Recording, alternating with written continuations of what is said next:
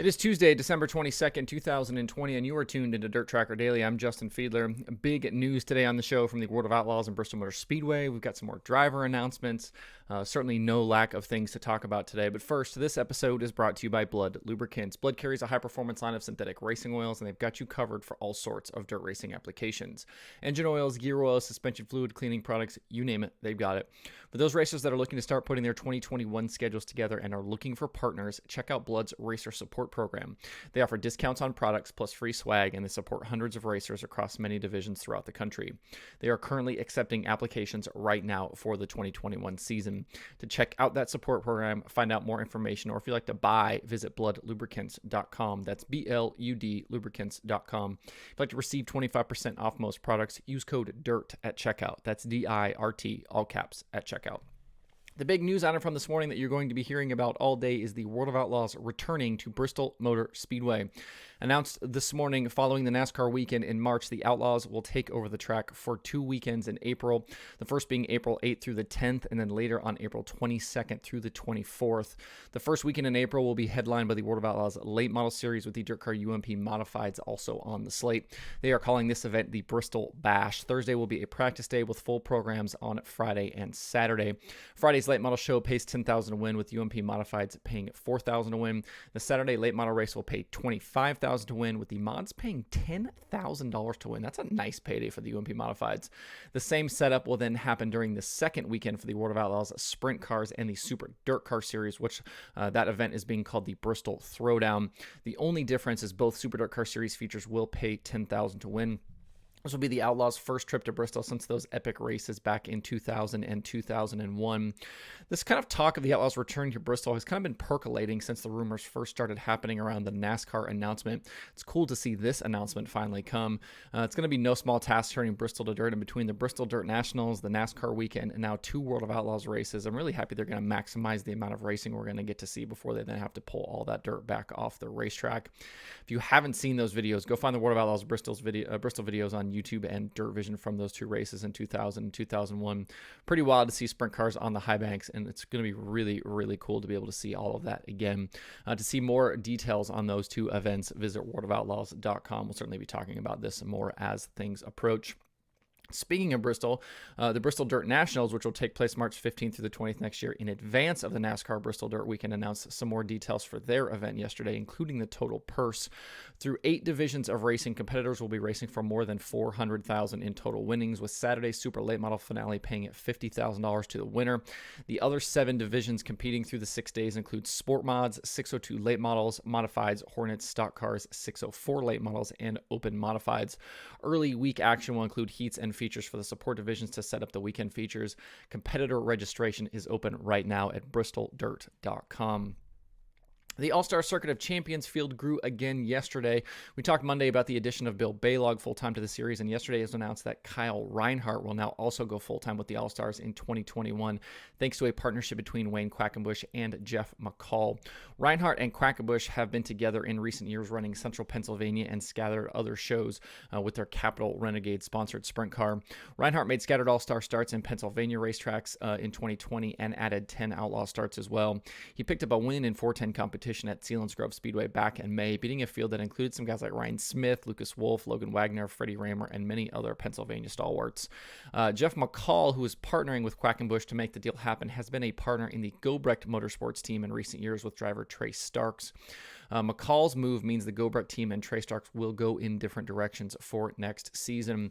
Reinhardt joins Corey Eliason, Ian Madsen, Justin Peck, Hunter Schoenberg, TJ Michael, Tyler Courtney, Bill Balog, Skylar G, Zach Hampton as the other 10 drivers officially announced by the series.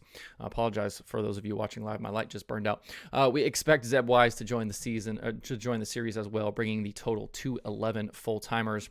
It sounds like we might not be done yet with driver announcements too. There's a couple of other names still out there that we could expect to see here soon. The All-Star field is suddenly looking very, very stout for 2021.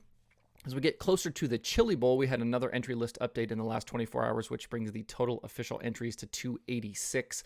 The one team we were still waiting on was Clauson Marshall, and they announced their first of 5 drivers yesterday. No big surprise, but Tyler Courtney will drive the NOS Turbo-sponsored number 7C in Tulsa for the team. Courtney will be a threat inside the Expo Center with 4 straight years of Saturday A main appearances, including 2 top 10 results. He's also got a prelim night win in recent years back in 2017. And then they announced today that Cole Bodine will drive their second entry, the 39BC sponsored by Driven to Save Lives. Bodine was a Saturday feature starter at the Chili Bowl in 2019 and finished 10th in the USAC National Midget Standings, driving for Clauson Marshall in 2020. We also know the lineup for the Steve Reynolds owned and Flea Ruzick prepared Team Ripper, which will bring 4 cars to Tulsa, including NASCAR driver Justin Allgaier, Power Eye Rookie of the Year Trey Gropp, Emilio Hoover, and Brendan Bright. Bright is the brother of Chili Bowl regular Alex Bright. All 4 drivers have experience at the Chili Bowl. If you'd like to see that full current entry list, you can find it right now at chilibowl.com. Inching closer there to that 300 car mark. I think some people weren't sure whether we'd get to 300 cars, and it seems like now, we're still quite a few weeks out from that event starting. That 300 cars should be fairly easy, and maybe possibly a few more. So even with all of the things going on with COVID and all the different stuff, still going to see a fairly healthy field at Tulsa for the Chili Bowl.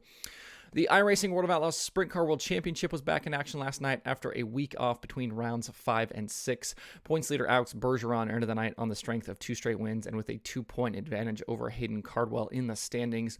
The competitors took on the virtual Weed Sport Speedway, which is a new recent addition to the iRacing service.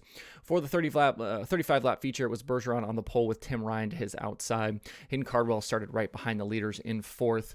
An early caution on lap 1 for a spinning Kendall Tucker allowed Bergeron to take control of the race via a single file restart, and right behind him, Cardwell was quickly to second. The race settled out, and through halfway, nothing had changed amongst the leaders, but Cardwell was fast and running down Bergeron out front. Caution on lap 21 re-racked the field, and the race was on for the lead following the restart. Caldwell and Bergeron traded sliders and contact, with Caldwell eventually getting the top spot. The drama was not done yet, though. On lap 27, with leader Caldwell on the cushion and Bergeron around the bottom, the 2 front runners came together on the exit of the second turn, sending both cars spinning back through the field. That handed the lead to third-running Cameron Merriman. Merriman held on over the final few laps to grab his first win of the season. James Edens finished second, Tyler Ducharme third. Cardwell recovered to finish 4th, with Bergeron back in 6th. Following the night now, Cardwell has taken back the points lead with 4 rounds remaining. Bergeron is 4 points back in 2nd, with Kendall Tucker, Tim Ryan, and Tyler Ducharme rounding out that top 5 in the standings. The series is now off for the next week or so for the holidays, with racing resuming on Monday, January 4th at the virtual Cedar Lake Speedway. Don't forget, you can watch all of this racing live on Monday nights at 9 p.m. Eastern. They've been streaming their races on Dirt Vision and on the World of Outlaws Sprint Car Series Facebook page. If you are watching the video on YouTube or Facebook, let me know in the comments what you think about the addition of Bristol to the World of Outlaws schedules for next year. Certainly curious how excited everybody is, or maybe you're not excited for it. But let me know in the comments, or feel free to tweet or email me as well. That's it for the show today. Hope everybody has a good Tuesday. You can find DIRTRACKR Daily on Apple Podcasts, Spotify, Stitcher, or where you get podcasts. Please subscribe and leave a review. You can also watch the show every day on YouTube and Facebook. If you're on YouTube, feel free to hit that subscribe button as well. You can email the show at info@dirttracker.com, and you can follow along at facebook.com/dirttracker, twitter.com/dirttracker, and the website itself, dirttracker.com. You can follow me personally on Twitter at Justin_Fiedler. That's it for today. Thanks for tuning in. We'll see you tomorrow for more DIRTRACKR Daily.